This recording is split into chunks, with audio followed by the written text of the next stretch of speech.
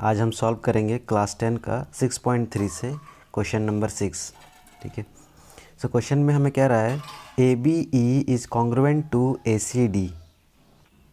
So A B E means this triangle and ACD. Okay, so ACD means this triangle A C and D। ये दोनों ही triangle congruent हमें given है। सो congruency को भी थोड़ा discuss कर लेते हैं। फिलहाल देखते हैं शो क्या करना है हमें। शो करना है A D E is similar to A B C.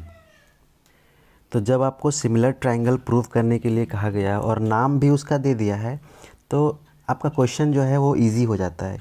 A D ई तो आपको सिर्फ करस्पॉन्डिंग साइड्स या करस्पॉन्डिंग एंगल आपका देखना बाकी रह जाता है। सिर्फ फॉर्मेलिटी है बाकी है, इस क्वेश्चन में कुछ है नहीं। सो कॉन्ग्रुएंसी को थोड़ा देख लेते हैं। सिमिलरिटी में तो हम जानते हैं कि एंगल्स को इक्वल होना पड़ेगा। दो ट्राइंगल्स अगर सिमिलर हैं तो उनके एंगल्स को, उनके करस्पॉन्डिंग एंगल्स को इक्वल होना पड़ेगा और उनके करस्पॉन्डिंग साइड्स के रेशियो को इक्वल होना पड़ेगा। लेकिन कॉन्ग्रुएंसी में ऐसा नहीं है। कॉन्ग्रुएंसी का मतलब ये होता है बिल्कुल जुड़वा, क्योंकि कॉन्ग्रुएंसी में एंगल तो इक्वल होंगे ही होंगे, इनके सारे एंगल्स इक्वल होंगे और सभी साइड्स भी बिल्कुल इक्वल होंगे, साइज़ में भी सेम और दिखने में भी सेम। लेकिन सिमिलैरिटी में ऐसा नहीं है, साइज़ में अलग अलग हो सकता है लेकिन दोनों दिखने में बिल्कुल सेम रहेगा। ठीक, तो पहले जो गिवन है उसको हम लिख लेंगे। गिवन क्या है? A B E is congruent to A C D. तो अगर ये दोनों ट्राइंगल कॉन्ग्रुएंट हैं तो करस्पॉन्डिंग पार्ट्स भी बिल्कुल इक्वल ही होंगे। So A B is equals to A C. Look at the diagram. Look at the diagram. AB, this whole side is equal to AC। ये पूरा साइड जो दोनों है वो इक्वल होगा। ओके, AC का इक्वल होगा। And also AE, this AE is equal to AD। ये भी करस्पॉन्डिंग साइड्स है तो ये भी दोनों इक्वल होगा। एक मिनट, मैं इसको A D equal to A E लिख देता हूँ। ठीक है, A D equal to A E. Okay, so A D we can write it also like this, A D equal to A E. तो जब हम इन दोनों का रेशियो लेंगे, क्योंकि हमें सिमिलरिटी में रेशियो चाहिए होता है, बिल्कुल इक्वल तो करना नहीं होता है। A B by A D will be equal to, A B के इक्वल क्या है? ए सी है, तो न्यूमरेटर में हम ए सी लिख लेते हैं और ए डी के इक्वल क्या है? ए ई। तो ऐसा हम लिख सकते हैं।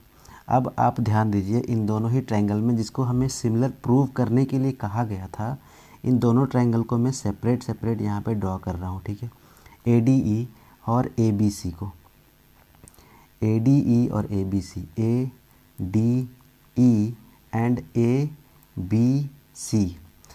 अब ध्यान दीजिए, इन दोनों ही ट्रायंगल्स को हमने लगभग सिमिलर प्रूफ कर ही दिया है।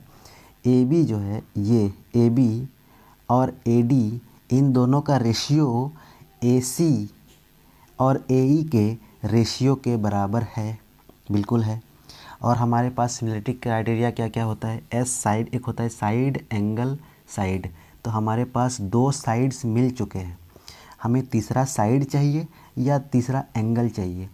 तो साइड अगर चाहिए होगा तो डी ई और बी सी के बारे में तो कुछ गिवन है ही नहीं, तो ये साइड तो हम ले नहीं सकते हैं। लेकिन हमारे पास एंगल है, एक एंगल ऐसा है जो दोनों ही ट्रायंगल में कॉमन है और वो एंगल है A, angle A. And also हम लोग यहाँ पे लिखेंगे angle A is equal to angle A, that is common angle. So we can write from here that हमने दो साइड्स के रेशियो को इक्वल कर दिया है और एक एंगल को भी इक्वल कर दिया है। तो by side angle side similarity criteria both the triangles are similar and अगर आपको नाम लिखना है तो कैसे लिखेंगे, देखिए ADE आपके डायग्राम में तो क्वेश्चन में तो आपको गिवन ही है, पहले बात क्वेश्चन में आपको गिवन है कैसे लिखा गया, देखिए ADE is similar to ABC। तो आप अलग अलग वे में भी लिख सकते हैं, आप कमेंट करके मुझे बताना कि आप कितने वे में और लिख सकते हैं इसको, ठीक है। सो हम लोग यहाँ पे लिख सकते हैं ADE is similar to ABC, ठीक है। एंड आप स्क्रीनशॉट ले सकते हैं इसका, मैं इसको थोड़ा छोटा कर देता हूँ। And please don't forget to share with your friends also. Thank you.